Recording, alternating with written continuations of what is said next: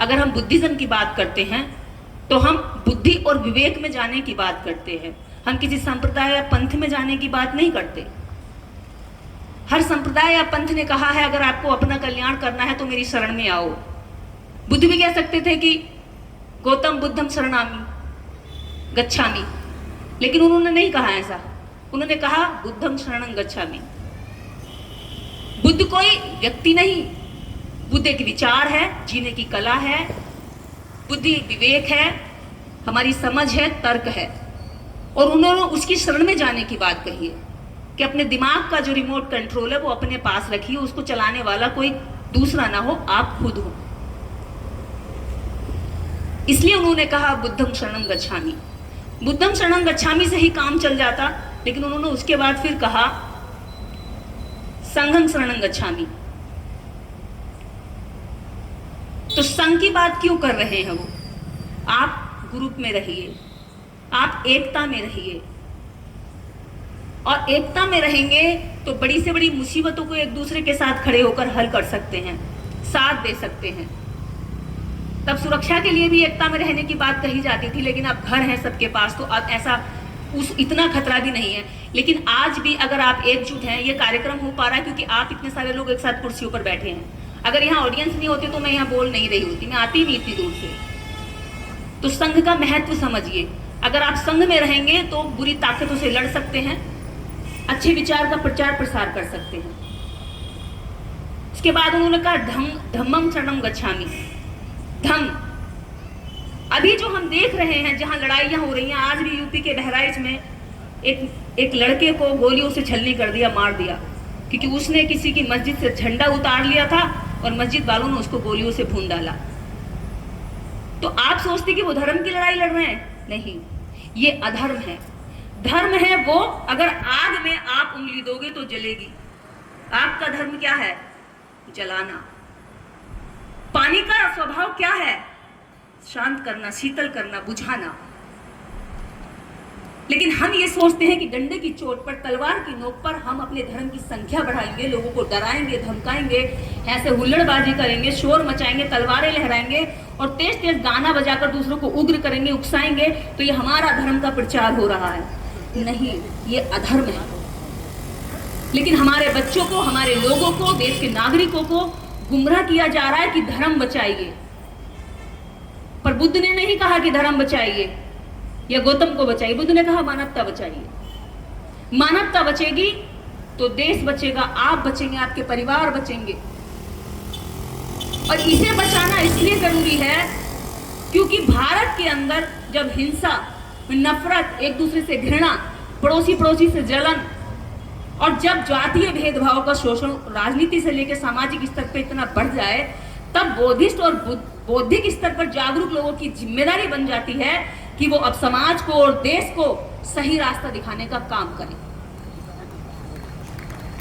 ये आपकी और हमारी जिम्मेदारी बनती है। हो सकता है हम पे इसके लिए हमले हो सकते हैं, थ्रेट्स आ सकती हैं, गालियां सुनने मिल सकती हैं, हमारे प्रति नफरत बढ़ाई जा सकती है, लेकिन आप याद रखना कि जब जंगल में आग लग रही होती है तो वहां एक चिड़िया चोंच में भर के पानी लाती है और आग को बुझाने का प्रयास करती है। बंदर तमाशा देखता हुआ कहता है, अरे बड़ी नादान चिड़िया है, तेरी चोंच के एक बूंद पानी से जंगल की आग नहीं बुझेगी। तो चिड़िया कहती है कि जब जंगल के जलने का इतिहास लिखा जाएगा तो मेरा नाम आग बुझाने वालों में लिखा जाएगा। तो हम वो डाल पर उछलने वाले बंदर ना बने, हम प्रैक्टिकल बने। बुद्ध ने कहा सबसे बड़ा परिवर्तन स्वयं में कर लीजिए। सबसे बड़ी जीत है खुद पर जीत पाना। आप लोगों की जिम्मेदारी बनती है कि आज जब हम धम्म की बात कर रहे हैं तो धम्म पहले हमारे व्यवहार में झलकना चाहिए। हम सामने वाले को अपनी अच्छाइयों से, धर्म की अच्छाइयों से प्रभावित करें और वो कहें कि देखिए कितने शांत लोग हैं।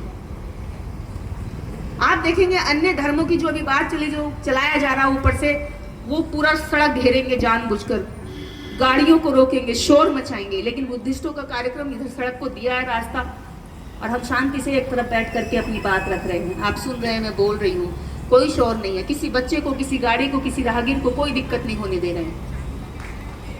अगर यहाँ अभी कोई चोटिल हो जाए, घायल हो जाए, तो मैं ये भाषण छोड़कर पहले उसको उठाऊंगी और जाकर अस्पताल लेकर जाऊंगी। आप भी यही करोगे। ये है बुद्धिस्टों की पहचान।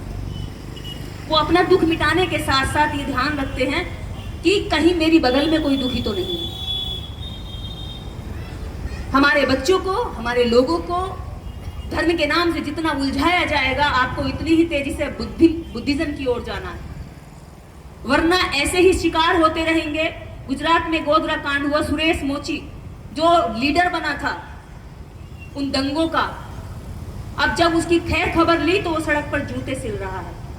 कुछ नहीं मिला उसको, लेकिन गुजरात को सीएम मिल गया, फिर वो पीएम हो गए। पर मोची को क्या मिला? सुरेश मोची को क्या मिला? कुछ नहीं मिला। और वो एक रिपोर्टिंग में कह रहा है मीडिया के सामने कि कुछ भी करना, लेकिन धर्म बचाने की लड़ाई में कभी मत जाना। इस लड़ाई में आप फूके जाओगे, मारे जाओगे। अगर आपको धर्म की शिक्षा लेनी है तो सबसे पहले सारे धर्मों की किताबें पढ़ लो, आपको पता चल जाएगा किसमें क्या है। राजनेताओं से धार्मिक रूप से प्रभावित होना बंद कर दो। धर्म के ठेकेदारों से धर्म के लेक्चर सुनकर उग्र होना बंद कर दो। सोशल मीडिया पर आपको धर्म की लड़ाई में भड़काने वाले जो घरों से कभी नहीं निकलते, एसी में बैठ करके गलत ट्वीट करते हैं, पोस्ट करते हैं, और आप सोचते हैं हम धर्म बचाने वाले लोग हैं, हम तो निकल पड़ेंगे कल को। ऐसा मत करो। हमारी लड़ाई शिक्षा की है, हमारी लड़ाई रोजगार की है, हमारी लड़ाई जंगल जमीन की है, हमारी लड़ाई अपनी बहन बेटों की अस्मिता बचाने की है, हमारी लड़ाई अच्छे घर बनाने की है, हमारी लड़ाई समाज में बराबरी की है, हमारी लड़ाई इस भारत के अंदर बुद्ध विचार जो नष्ट किया गया, मिलावट की गई, उस मिलावट को शुद्ध करने की और मरे विचार को जीवित करने की है। अपनी लड़ाई अपने रहबरों, अपने मसीहाओं को पहचानो। हमारी लड़ाई किसी अभी अब कहेंगे कि धार्मिक जब कहते हैं कि जब हम झूठ से पर्दा उखाड़ते हैं तो झूठ का भी नाम आ ही जाता है। जब सुरेश और महेश में कंपैरिजन करेंगे तो नाम तो दोनों का लेना ही पड़ेगा, लेकिन लोग नाराज हो जाते हैं कि भाई ये तो उनका नाम ले रहे हैं। और दुनिया के लोगों को इस दिन की विशेष शुभकामनाएं, मंगल कामनाएं देती हूँ और बधाइयाँ देती हूँ कि विश्व के अंदर सम्राट अशोक जैसा भी एक राजा जो सम्राटों का सम्राट हुआ, वो हमारे भारत में हुआ, जिसने पूरे एशिया को बुद्धमय बनाने के लिए अपने राज्य में बुद्धत्व जो विचार था उसको स्थापित किया।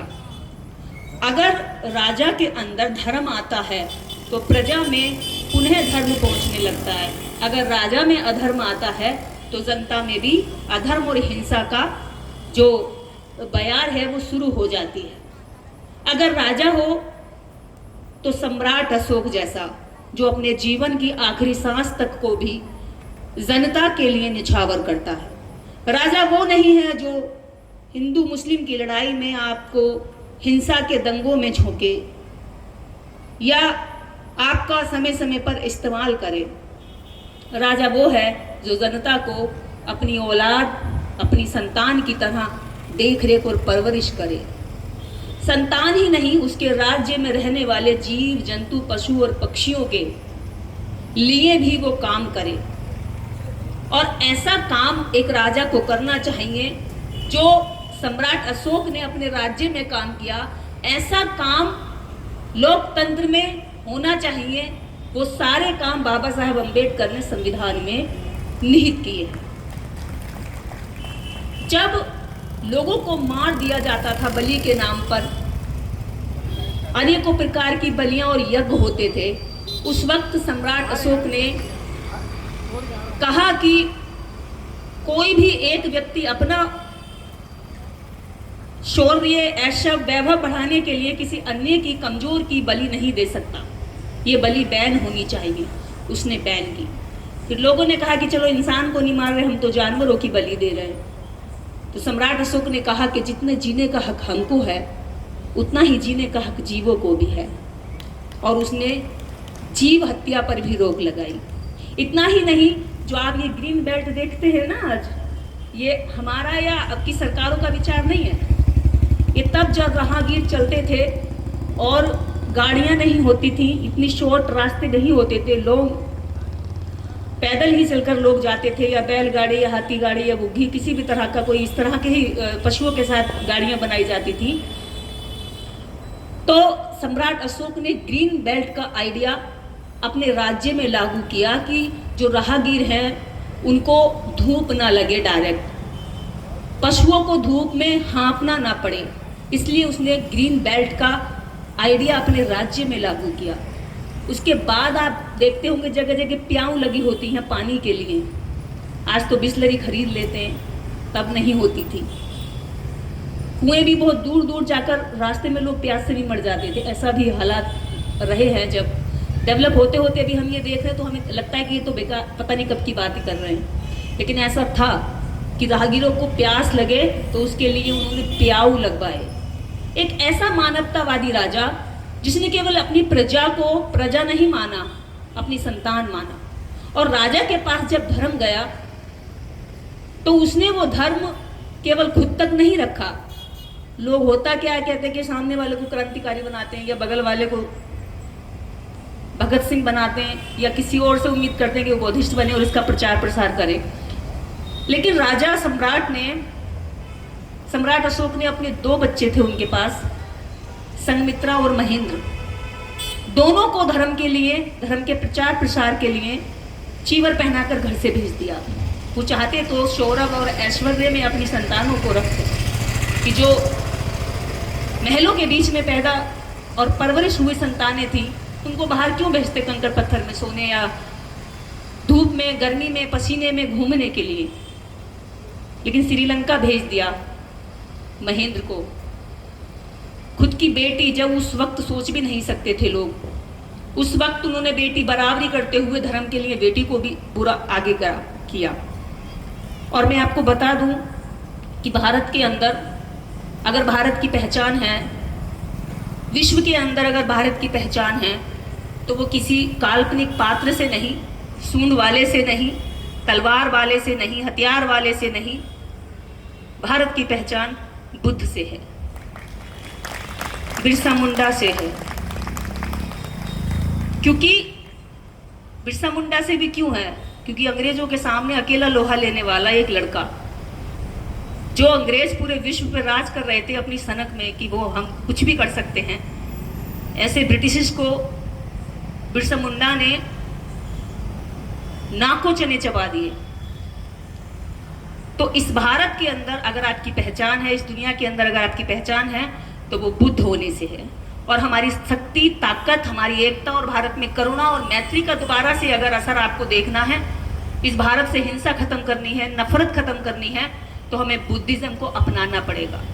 अब आप कहेंगे मैं तो धर्म परिवर्तन की बात कर रही हूँ, मेरे ऊपर केस हो सकता है। मैं आपको क्लियर कर दूं